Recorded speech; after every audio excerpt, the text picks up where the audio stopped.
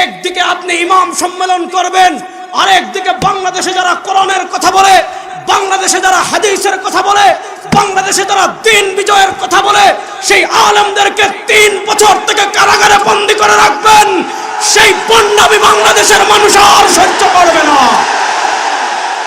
বায়তুল মুকাররমে নামাজে যারা জুতা চুরি করে তাদেরকে মানুষ যেমন গণধুলাই দেয়, গুলিস্তানে যারা পকেট মারে তাদেরকে যেমন মানুষ গণধুলাই দেয়, গুলিস্তানে পকেট চুরের চেয়ে বায়তুল মুকাররমের জুতা চুরের চেয়ে আরো নিকৃষ্ট হলো যারা মানুষের ভোট চুরি করে। খুব ভালো করে মনে রাখবেন, এতদিন পর্যন্ত উন্নয়নের নামে রোডের বদলে বাস ব্যবহার করেছেন, সেই বাস এবার বাংলাদেশের জনগণ আপনাদের উপর ব্যবহার করবে।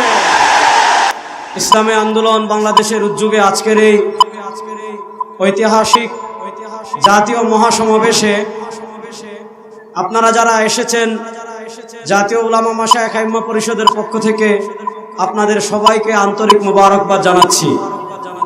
কথা খুবই সংক্ষেপ। বর্তমান বাংলাদেশে 15 বছর থেকে জগদ্দল পাথরের মতো আওয়ামী দুঃশাসন যে আমাদের উপর চেপে বসেছে, সেই আওয়ামী লীগ সরকার শুধু অবৈধ সরকার না, সে আওয়ামী লীগ সরকার আপাদমস্তক ভণ্ড সরকার। কেন ভণ্ড সরকার? আপনারা দেখেছেন আওয়ামী লীগ একদিকে ফিলিস্তিনের জন্য মায়া কান্না করে, ফিলিস্তিনে যখন মুসলমানরা শহীদ হয় তাদের জন্য মায়া কান্না করে, কিন্তু কাশ্মীরে যখন নরেন্দ্র মোদী মুসলমানদেরকে পিটায় তখন আওয়ামী লীগ সরকার কোনো কথা বলে না। আমরা দেখেছি নূপুর শর্মা যখন নবী করিম সাল্লাল্লাহু আলাইহি ওয়াসাল্লামকে নিয়ে কটূক্তি করেছিল, পৃথিবীর সারা দুনিয়ার মুসলমানরা ঐক্যবদ্ধ হয়ে যাওয়ার পরও আওয়ামী লীগ তাদের গদি, অবৈধ গদিকে টিকিয়ে রাখার জন্য বিরুদ্ধে কোনো কথা বলে নাই। আমরা গত সপ্তাহে দেখেছি মদিনার থেকে ইমাম আনিয়ে উলামা সম্মেলন করেছেন, ইমাম সম্মেলন করেছেন। একদিকে আপনি ইমাম সম্মেলন করবেন, আরেকদিকে বাংলাদেশে যারা কোরআনের কথা বলে, বাংলাদেশে যারা হাদিসের কথা বলে, বাংলাদেশে যারা দ্বীন বিজয়ের কথা বলে, সেই আলেমদেরকে 3 বছর থেকে কারাগারে বন্দী করে রাখবেন। সেই বন্যাবি বাংলাদেশের মানুষ আর সহ্য করবে না।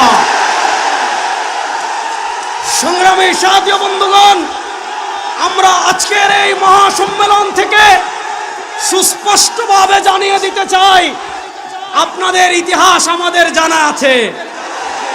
আপনাদের পূর্ব প্রজন্ম যারা ছিল তাদেরকে আমাদের বাপ দাদারা চিনতো, আপনারা কম্বল চুরি করেছিলেন।